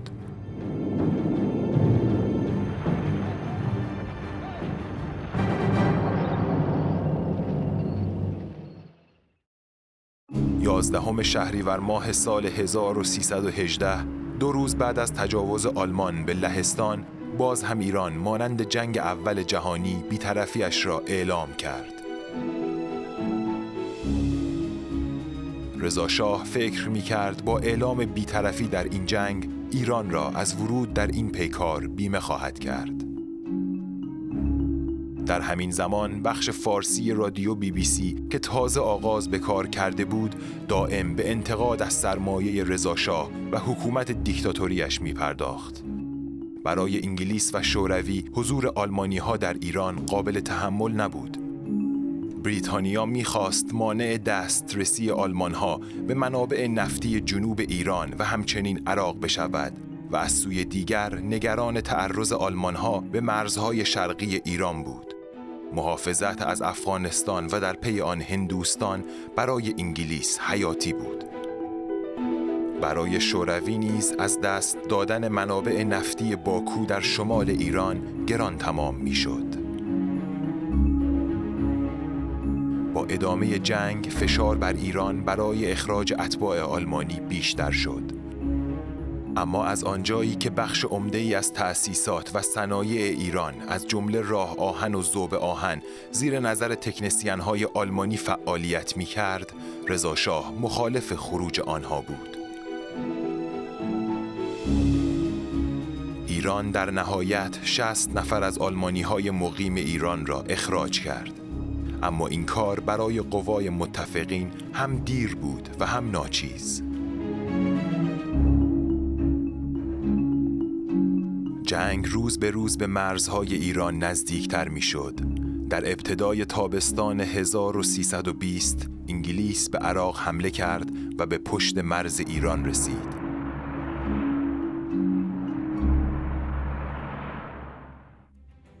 سرانجام بعد از حمله آلمان نازی به شوروی، کابینه بریتانیا از ستاد ارتش خود خواست نقشه‌هایی برای حمله به خاک ایران تهیه کند. شوروی نیز آمادگی خود را در همراهی با این حمله اعلام کرد.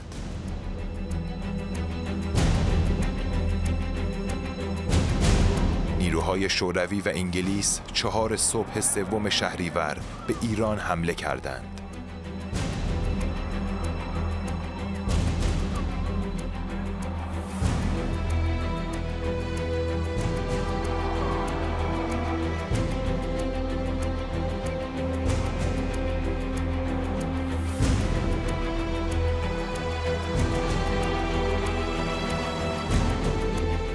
بسیاری از شهرهای ایران بمباران شدند. تنها نیروی دریایی ارتش ایران مقابل انگلیس مقاومت کرد که آنها هم خیلی زود شکست خوردند و جنوب ایران به تصرف قوای بریتانیا درآمد. One of the biggest improvements in our position is of course the clean-up in Iran, or as Mr. Churchill would call it, Persia. Indian troops played a big part in the operations, which although not absolutely bloodless, didn't last long, and that's the next best thing. They found that the Royal Navy had already dealt with the Shah's fleet. Other gunboats were captured, more or less intact, and a guard placed on board. ارتش ایران ظرف 48 ساعت از پا نشست. خانواده سلطنتی نیز برای در امان ماندن به سوی اصفهان که هنوز تصرف نشده بود رهسپار شدند. تنها رضا شاه به همراه ولیعهد در کاخ ماند. ایستادگی در ذات رضا شاه بود. دولت ایران روز 6 شهریور درخواست ترک مخاصمه کرد. قوای متفقین پس از مستقر شدن در جنوب ایران برای دولت شروطی گذاشتند و 48 ساعت برای اجرای آنها فرصت دادند. آنها خواستار اخراج آلمانی‌ها و همچنین مجوز استفاده از خاک ایران برای رساندن تجهیزات جنگی، غذا و دارو به شوروی بودند.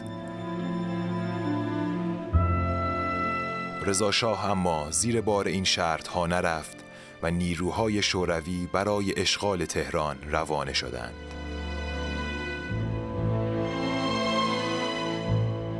خبر حرکت قوای شوروی ضربه‌ای مهلک به روحیه رضا شاه بود. او توان تماشای رژه بیگانگان در پای تخت ایران را نداشت.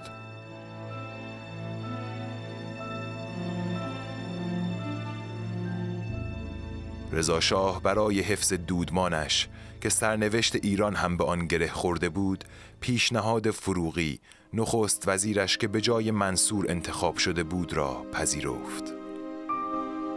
فروغی به رضا شاه پیشنهاد استعفا داد و او هم در میان بهت و حیرت عمومی به سرعت پذیرفت. نتیجه این انتخاب دشوار ابقای استقلال ایران در آن وضعیت بود.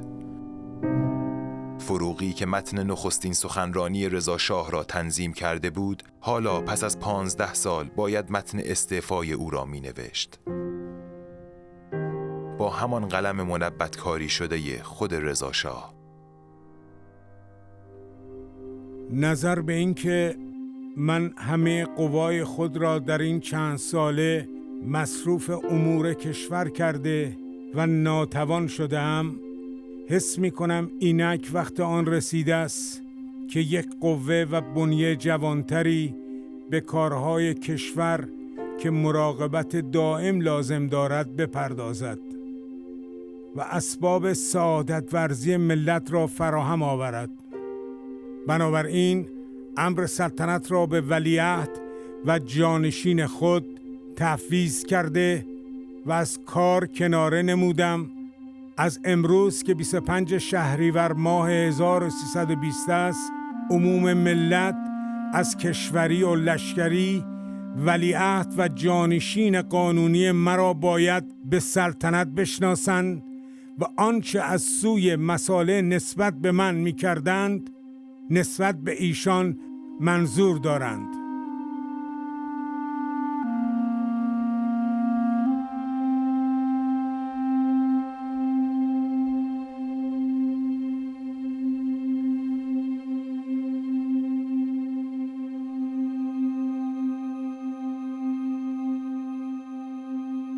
همان روز استعفا، اتومبیلی غیر تشریفاتی و بدون پلاک سیاسی برای بردن رضا شاه به نزد خانواده اش در اصفهان تدارک دیده شد.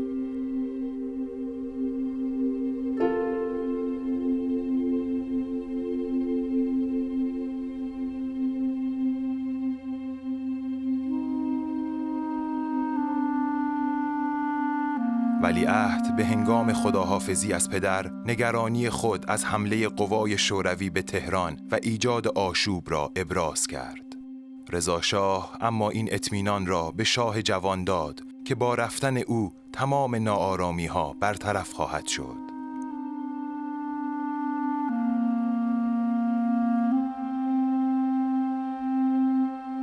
اتومبیل حامل رضا شاه عازم اصفهان شد و همزمان محمد رضا شاه برای سوگند پادشاهی به مجلس رفت. متن سوگند نامه شاه جوان در مقایسه با پدرش ارجاعات الهی و مذهبی پررنگ تری داشت. او به خاطر می آورد که پدرش در روز تاجگذاری و در اولین گام به سوی تجدد ایرانی برخلاف سنت پادشاهان پس از اسلام خود تاج را برداشت و بر سر نهاد و نه روحانیون. در حالی که مردم از روند تغییرات سیاسی کشور حیرت زده بودند، رادیو BBC در برنامه فارسی زبان خود به انتقاد از حکومت رضا شاه ادامه میداد و حتی رادیو فارسی زبان آلمان نازی نیز حالا ضد رضا شاه می گفت.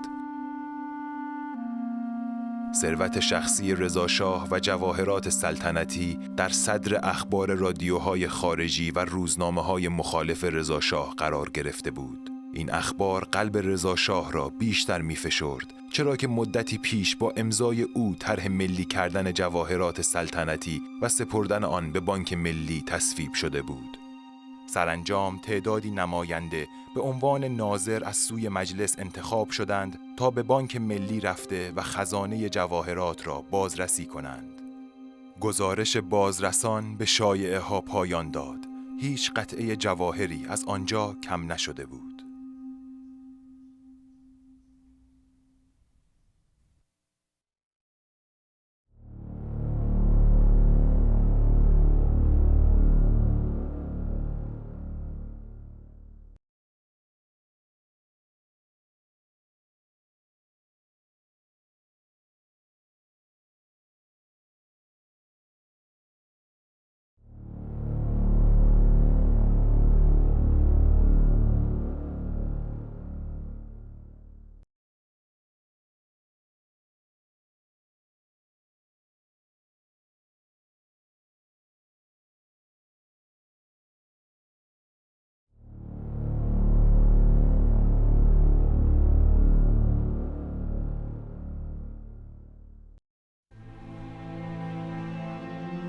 تمایل بی اندازه رضاشاه به تملک زمین طی سالهای حکومت او موضوع گزارش‌های رادیویی شد و بیشترین ضربه را به شهرت و محبوبیتش در نزد عموم وارد ساخت. رضاشاه به ندرت سر به املاکش میزد و یا حتی فرصت می‌کرد که از پای تخت خارج شود. به همین دلیل او برای خاتمه دادن به تمام شایعه‌ها همه اموال و دارایی‌های خود را طی نامه‌ای به نام پسرش محمد رضا شاه کرد و آماده سفر شد. سفری نامعلوم به نقطه‌ای نامعلوم از این کره خاکی که قرار بود انگلیسی‌ها برایش انتخاب کنند. چیزی که بیشتر از سرنوشت مبهمی که در انتظارش بود، رضا شاه را متأثر می‌ساخت. ابتدا کشور شیلی را برای اقامت او در نظر داشتند. میگفتند آب و هوای آنجا مثل ایران است، اما مدتی بعد صحبت از آرژانتین شد. او مدام میگفت ترجیح میدهم در ایران بمیرم تا به خارج بروم. مقدمات سفر فراهم شده بود. رضا شاه با خانواده و سایر همراهانش روز 30 شهریور از اصفهان عازم بندر عباس شد. بیماری و گوشدرد امان رضا شاه را بریده بود و احتیاج به استراحت داشت، اما نماینده کنسول انگلیس پافشاری می کرد که کشتی سفر به بندر عباس رسیده و 3 روز بیشتر توقف نخواهد کرد. این اصرارها رضا شاه را برآشفته می کرد. قرار بر این شد که ابتدا به سوی بمبئی بروند. آنها از بندر عباس با یک کشتی پستی کوچک انگلیسی به اسم بندرا رهسپار هندوستان شدند. تا خاک ایران نمایان بود، شاه چشم از ساحل بر نمی داشت. فرزندانش برای نخستین بار درخشش قطرات اشک را در چشمان او دیدند. بعد از سپری شدن 4 روز سخت در کشتی و تحمل هوای به شدت گرم، ساحل بمبئی از دور نمایان شد. اما کشتی در نهایت بهت و حیرت مسافران وسط دریا توقف کرد. از سوی دولت هندوستان به آنها خبر دادند که نمیتوانند در بمبئی پیاده شوند و باید 5 روز روی دریا در انتظار کشتی اقیانوس پیما بمانند. عدم اجازه ورود شاه سابق ایران و خانواده اش به خاک هندوستان از بیم و هراس ابراز احساسات مسلمانان هندوستان بود، چرا که برای آنها شاه کشوری مسلمان تحت نظر نیروهای انگلیسی بود. سرانجام برخلاف قول و قرارها به رضا شاه و همراهان او اطلاع دادند که جزیره موریس برای اقامت دائمشان در نظر گرفته شده، خبری که رضا شاه را سخت عصبانی کرد. او مدام می گفت من که زندانی آنها نیستم، آزادانه از کشور خود مهاجرت کرده ام و هر کجا بخواهم می توانم بروم. موریس دیگر کجاست؟ آنها به ناچار کشتی بندرا را ترک گفته و با قایقی به کشتی بزرگتری به اسم برمه منتقل شدند. مسافران برمه پس از 10 روز سخت و طاقت فرسا بر عرشه این کشتی سپیده‌دم 23 مهر ماه 1320 به جزیره موریس رسیدند. جزیره استوایی در غرب اقیانوس هند، از مستعمرات انگلستان با آب و هوایی به شدت گرم و بارانهایی سیل‌آسا. دوری از وطن اما بیش از بدی آب و هوا رضا شاه را عذاب می‌داد، طوری که حتی از نام موریس متنفر شده بود. او که از دوران نوجوانی و از وقتی به قزاق خانه رفته بود هیچ وقت لباس غیر نظامی به تن نکرده بود و چکمه‌های نظامیش را از پای در نیاورده بود، حالا سبکی تحمل ناپذیر این لباسهای غیر نظامی آزارش میداد و در آن راحت نبود.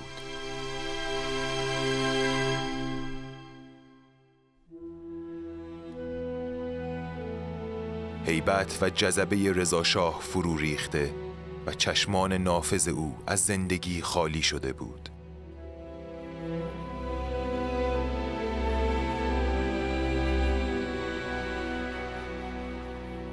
او بارها و بارها به پسرش علیرضا و همچنین فرماندار انگلیسی جزیره گفت که اگر می‌دانست قرار است به جای شیلی یا آرژانتین به جزیره موریس فرستاده شود، به هیچ وجه سوار کشتی بند را نمی‌شد.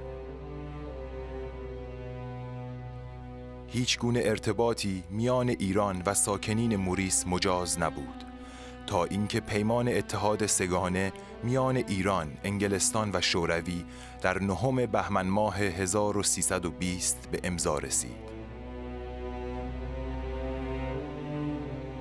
بعد از آن هر روز رضا شاه منتظر دریافت نامه‌ای از تهران و به خصوص با دست خط پسرش محمد رضا بود. خانواده رضا شاه کنار او بودند، اما مونس تنهایی‌های او در غربت دختر بزرگش شمس بود.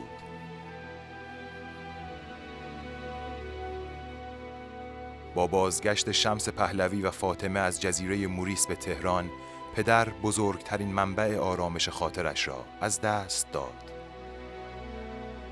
حتی فصل‌ها نیز در تبعید سر ناسازگاری با رضا شاه گذاشته بودند.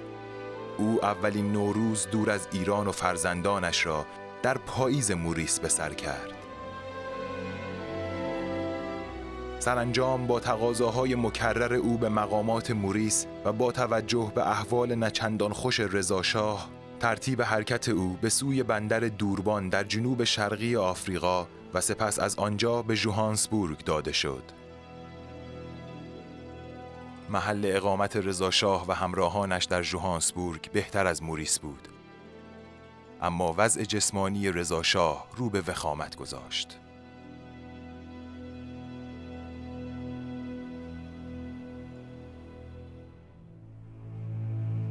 رضا شاه بیماریش را نمیپذیرفت و تا اولین حمله شدید قلبی احوال بدش را از بدی غذاها میدانست. قلب به شدت بیمار رضا شاه تنها 2 سال اقامت در ژوهانسبورگ را دوام آورد.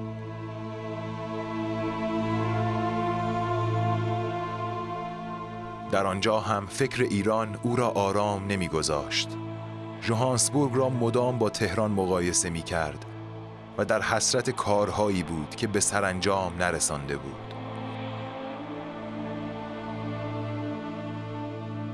دلخوشی رضا شاه در ساعات پایانی عمر بازگشت دخترش شمس به کنار او بود. چهارشنبه 4 مرداد ماه سال 1323 رضا شاه برخلاف عادت همیشگیش سپیده‌دم از خواب برنخاست. مرگ به آرامی او را در آغوش کشیده بود.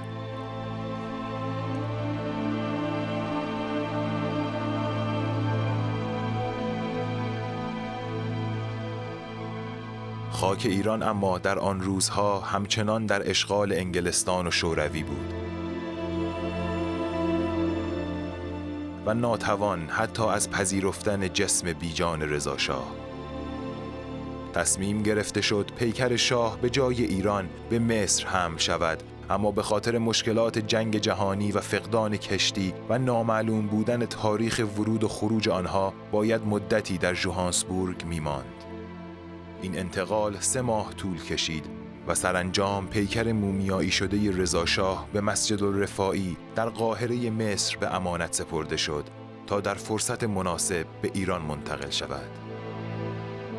این فرصت حدود 6 سال بعد فراهم شد و محمد رضا شاه برای بازگرداندن پدر به ایران به همراه هیئتی عازم قاهره شد. هواپیمای حامل پیکر رضا شاه ابتدا در عربستان به زمین نشست و بعد از انجام مراسم مذهبی و اقامه نماز در حرم حضرت محمد 17 اردیبهشت ماه سال 1329 در اهواز فرود آمد.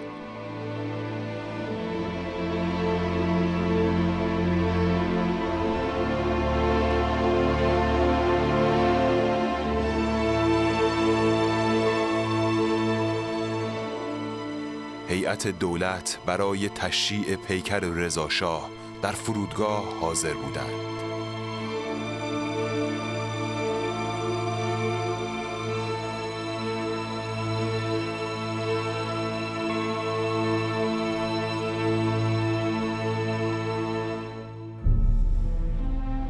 واگن حامل پیکر رضا شاه از نزدیکی هر شهری که عبور می‌کرد با استقبال با شکوه مردم و هیئتی از مسئولان آن منطقه روبرو می‌شد.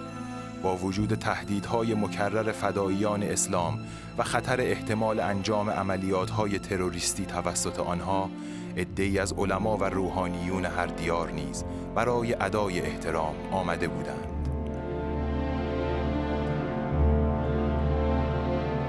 برای ادامه مسیر تا به تهران، واگنی سیاه رنگ و قطاری مخصوص در نظر گرفته شده بود.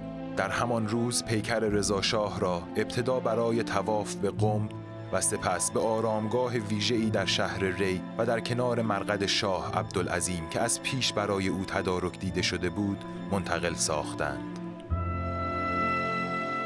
رضا شاه طی مراسم با شکوهی با حضور پسرش محمد رضا شاه، همسرش، ملکه مادر و دیگر خاندان سلطنتی، اعضای هیئت دولت، هیئت کشورهای جهان و مردم تهران به خاک سپرده شد.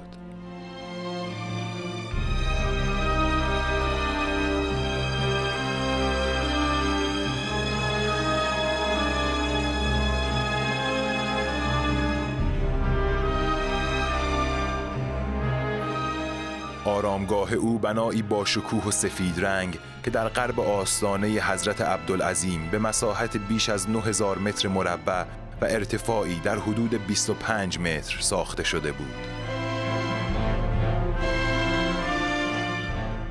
ارتفاع بنای آرامگاه رضا شاه به احترام حضرت عبدالعظیم 7 متر کوتاه‌تر از گنبد او بود. این بنا 2 طبقه داشت. طبقه بالا که سالن ورودی بود و طبقه زیرین که سنگ قبر آنجا قرار داشت.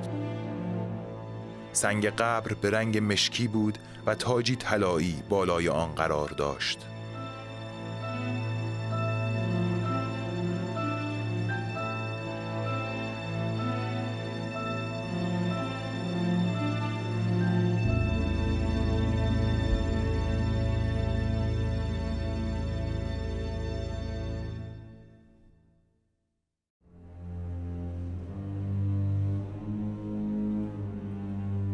رضا شاه برخلاف سنت پادشاهان پیش از خود کمر به نابودی دولت‌های پیشین نبست و از کارآمدترین آنها برای پیشبرد و اجرای اهدافش استفاده برد.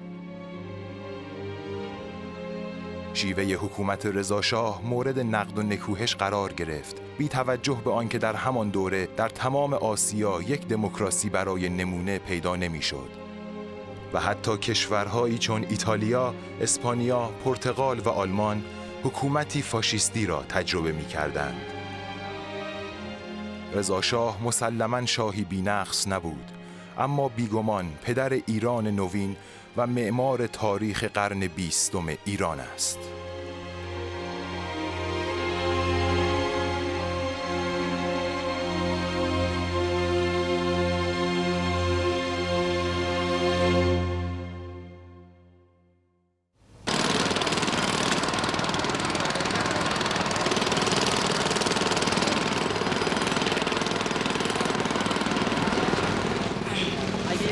عقب‌تر تشریف ببرین رو گنبد دارن با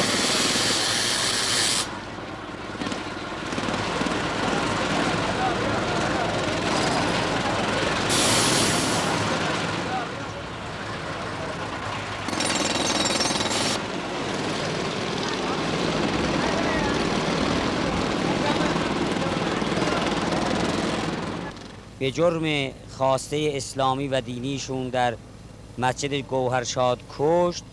حالا ملت ایران نمیتواند ببیند که مقبره او در کنار قبر حضرت عبدالعظیم بوده باشه.